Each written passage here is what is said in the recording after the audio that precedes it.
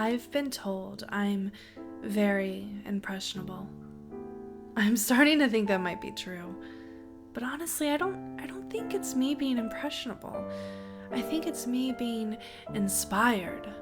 I'm fucking inspired by so many things. So many things are wonderful and interesting. I just want to fall into them and surround myself with whatever makes them so captivating. I know that sounds weird, but please bear with me. You see, I'm an artist and say and do things that only I really understand sometimes. I was sick for a long time a few months ago, like cooped up in my room with 5 different medicines and cold compresses surrounding me for hours at a time, kind of sick. I couldn't work or hang out with anyone. I couldn't even work on any paintings or sculptures for more than an hour at a time without wanting to throw up everywhere. It was bad. There's only a few things besides sleep that you can do when you're that sick. And among those things is scour the internet for interesting enough TV shows to watch, which is harder than it should be sometimes. Eventually, I found the perfect show. I won't get into details and fangirl all over the place right now, but the point is, I found one. I have never been this inspired by anything in such a long, long time. It was like a rebirth for me, artistically speaking, like a spiritual and mental awakening. It was so clear, so very, very clear. I knew that I had to be just like him. I wouldn't be complete without being just like him. It was the missing puzzle piece, my missing puzzle piece. This was my purpose. I could feel it in my bones. I know it's just a show, but please understand, it's more than that. You know when you find something or see something and there's that little click in your head, like a little pop that makes you realize that you've been looking for this one thing for your entire life and didn't even realize it until the very moment? You know that feeling? That was the feeling, but it was so overwhelming I couldn't even think straight. I couldn't focus on anything else but planning my new project. Something about me is that I'm all or nothing, always have been. So when I started planning, I knew I had to bring something extra special to the table, something perfect. Push it a little more than he did. It was egotistical of me, sure, but I couldn't help it. So, a couple nights ago, I went out with a few of my girlfriends. We went to our usual haunt, a little bar where they have random gigs and brew their own beer. To be honest, sometimes it's a little too pretentious for me, but the elitist in me loves it. I spotted him as soon as I walked in the door and knew he was just what I needed. That click came back, that little pop. Something pulled me to him and said, "This one." Who am I to deny instinct? Truthfully, it was hard not to notice him right away, though. The man is on his way to 6.5 feet tall. Turned out, his name was Angel, which I can't even begin to tell you how perfect it fell into place. It was fucking destiny.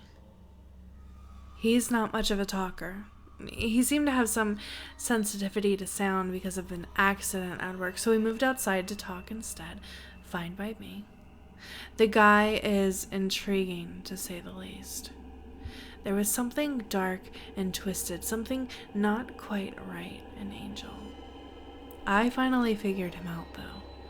As high as those walls he had built around him were, there were cracks and missing bricks that, if you looked close enough, you could see through. I've always been very good at reading people. Like I said, he wasn't much of a talker, but by the time we were at my place, it wasn't like there was a lot of talking going on anyway. He was fairly direct and kept up with me. I was hesitant about bringing a guy home the first night, but when it's right, right? When we got back to my place, I may or may not have slipped a trank into his wine, and then I may or may not have bound him tightly to my kitchen table. Naturally, he was alarmed by waking up in such a compromising position, being that I had him laying on his stomach, arms stretched out, feet tied together, like a cross. All or nothing, I told myself. All or nothing. I needed this. Angel needed this, probably more than I did. He needed this. He needed to be freed. The walls needed to come down. You should have heard that filthy mouth on him when I gripped a handful of his hair firmly in one hand, pulling his head back so that lovely face was accessible. I had a pocket knife pressed tightly to his throat, and I straddled his back. He was so tense, the fear of God sinking into his bones. Suddenly, he had become very chatty and had so much to say and so much to call me. You'd think that someone in that predicament would be begging and crying for mercy, pleading. Although his tune changed rather quickly when I hooked my knife in the right corner of his mouth and pulled back. It was harder than I had anticipated, cutting through the tissue of the cheek, and my knife caught on his teeth once or twice, but I prevailed. I probably should have made sure that the blade had been sharpened beforehand. C'est la vie, right? I leaned against him, real close, and whispered against his ear, "Smile for me, Angel." Feeling all giddy that now he would always smile for me. Just for me. It was intoxicating. When I let go of his hair, his face slid back and forth in his own blood that now coated the plastic sheets I had laid down on my table. He coughed and sputtered, but went back to his usual quiet self. Such a quiet thing he was. I scooted down so I was sitting on his butt and ran the tip of my knife all the way down his spine.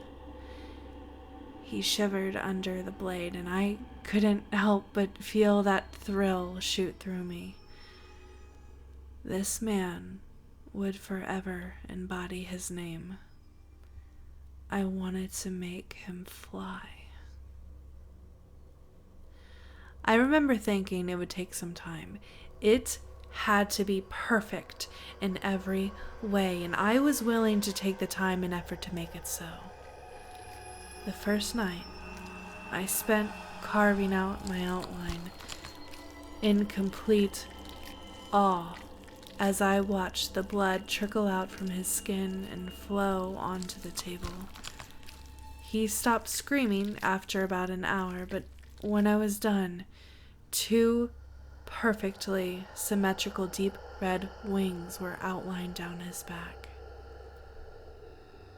He spasmed with shock, and my hands were completely covered in that sweet, sticky red blood of his. It tasted fantastic, and I knew that he'd just love how perfect they were. Last night was a bit hard on us both. I suppose more so for him. You can't fly with wings stuck to your back after all. I wanted him to fly just like I had seen so beautifully demonstrated before in my show. So yesterday, I spent all day separating his wings from his back, except for a small strip near the center. I don't have that much experience with skinning, and a few times I cut into the muscle a little too deeply. I'll never forget that sound as I peeled the skin away from the muscle. It gave me shivers all over. Each time I gripped the flap of skin in my hand and pulled, I leaned a little closer, just close enough so I could hear that slow separation of skin from muscle paired with Angel's choked cries. Eventually, he went back into shock. Pity. But before he went into shock, Angel kept squirming around and begging me to stop.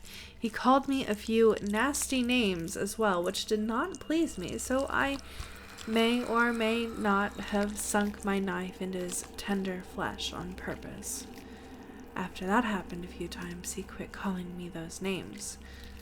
He's such a fast learner. All in all, they look just wonderful and dark and twisted, just like what I knew Angel had buried deep inside of himself. He needed this. I don't think you understand how much he needed to be freed like this. I was the only one who could do it. I was the only one capable of letting him fly. This morning, I finished my masterpiece. He is a work of art, really. I set him up in my basement in front of a black sheet, sitting cross-legged and hands on his knees. That beautiful smile still plastered on his scarlet-stained face. Getting him to sit upright and have his wings extended was tricky, but I was so prepared for that part. Using about 24 fishing hooks and wire, those wings were ready for takeoff. I've decided to call him the Smiling Angel. And what a beautiful start to my collection he is.